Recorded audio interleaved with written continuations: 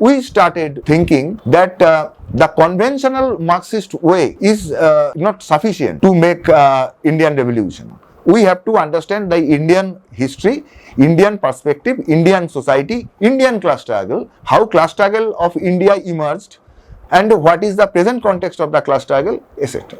So when we look to the Indian society, there is no plebeian, there is no patrician, there is no freeman, there is no journeyman. So how we can understand the classes in India? In India, there are Brahmins, there are Kshatriyas, there are Sudras, there are Vaishyas. Then we understood that we have to understand the Indian classes from Indian reality. So Varna was the Indian form of class. Same thing Manu is saying, Sudra will get only the things for his subsistence, to get alive, and next day he can work. That's simple. But he will produce, Brahmin will not produce. Brahmin is not the producer, because the task of the Brahmin was worshipping the god. Manu said, a Brahmin can take the wealth of the Sudra, because Brahmin is the owner of the Sudra. So Brahmin is the owner of all Sudra, and Kshatriya also as an associate of the Brahmins.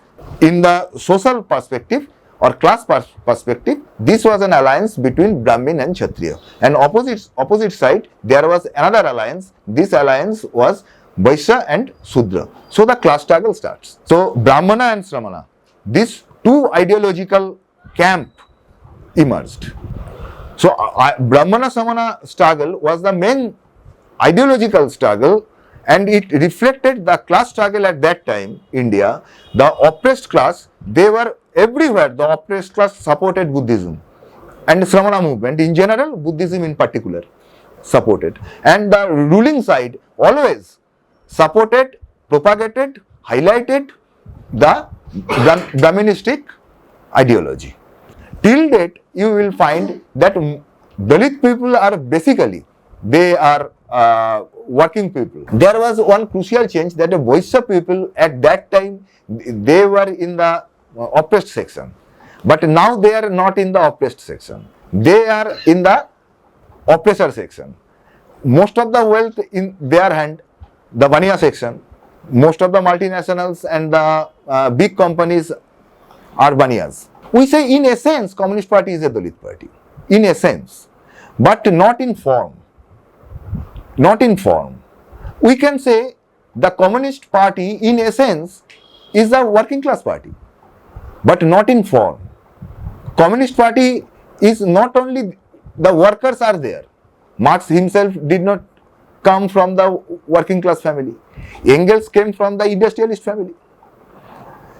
And but they took the ideology and the class interest of the working class. In this sense, the Communist Party is the working class party, and in this sense, the Communist Party is the Dalit party. Communist Party is the party of all oppressed, and a Brahmin, if he rejects the Brahminism and come to the side of the Dalit, Sudra, working class, communist, then he is no more a Brahmin.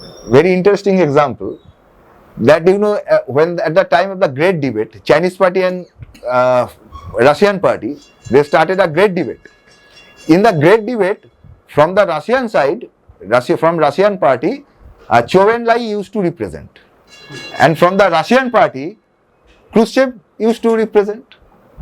Okay, and Khrushchev came from the working class family, and Chou En-lai came from the aristocrat family. But the Russian party took the revolutionary role, and the Russian party took the revisionist role. So this was the thing. And what is revisionism? Revisionism is bourgeois element within the communist movement.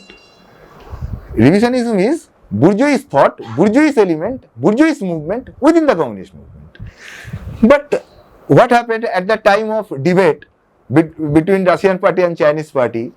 There was a point when Khrushchev became very angry and excited against Chou En-lai. And he said, Chou En-lai, don't forget, I came from a working class family and you came from an aristocrat family. Chou En-lai smiled, and Chou En-lai replied, don't forget, both of us betrayed our class.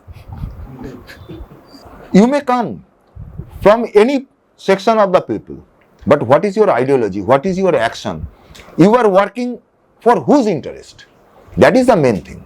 Buddhism worked as a theoretical weapon of Vaishya and Shudra. Theoretical philosophical weapon. It was Buddhism. And whole Sramana movement was that. Theoretical philosophical movement of the Vaishya and Shudra. But Buddha himself came from the Kshatriya. The struggle was going on against the Brahmin and Kshatriyas.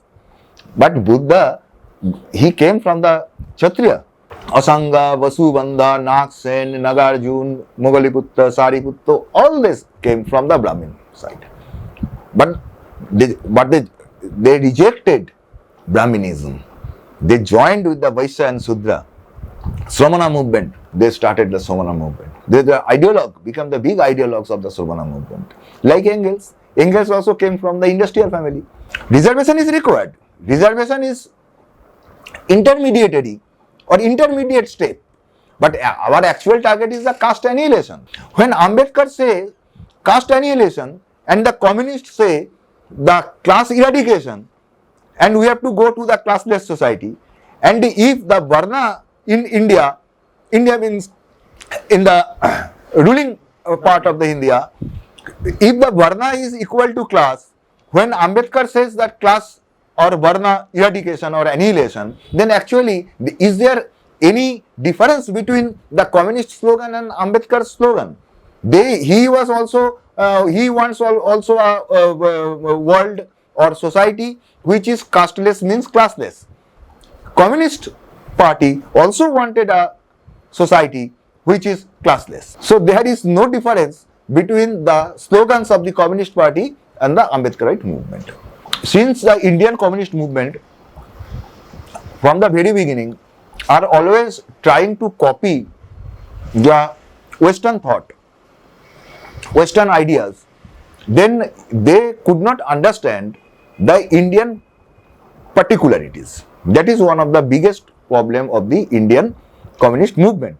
Dalit movement, if the Dalit people are in essence the working masses of India, then the Dalit movement is nothing but the working people's movement in India. There are many working class parties. Communist Party is not the only one working class party.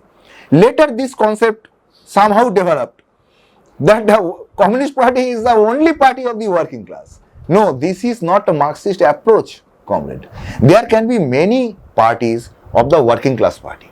Ambedkarite movement and Ambedkarite party, the party which was formed by Ambedkar and other Dalit organizations, Dalit parties, they are in essence are working class party. So they are our friends. A section of the communist movement, they are thinking Ambedkarite movement as enemy. Dalit ideologues, they are in their mind, this is that communist people or communist party, they never understand the Dalit issues and the interest of the Dalits. So they are our enemy. Now enmity, rift and enmity emerged between Dalit movement and the communist movement, and it has proved very much harmful for Indian revolution. Marxism is not that which Marx said or written, because what he wrote, what he said, that has a particular context. But Marxism is the world outlook,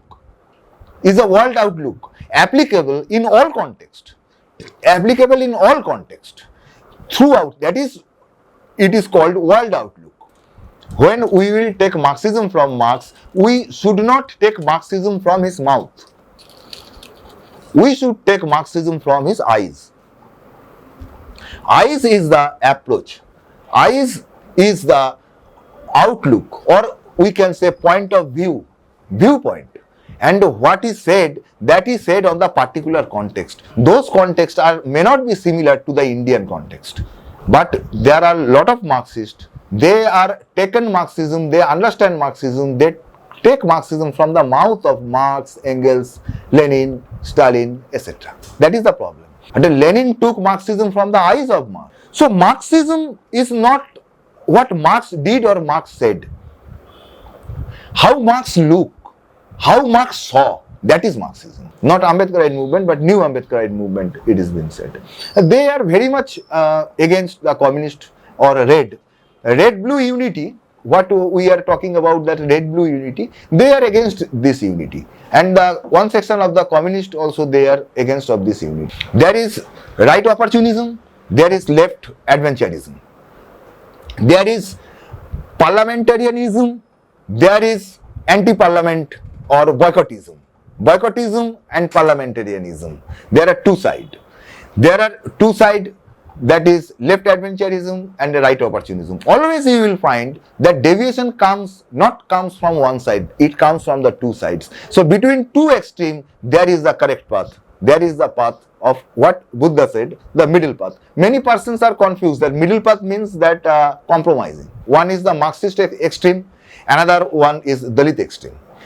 In between Dalit extreme and Marxist extreme, we are trying to develop a path which can bridge the communist movement and the Dalit movements. And if this can be done, then the real unity of the Indian working class will be accomplished.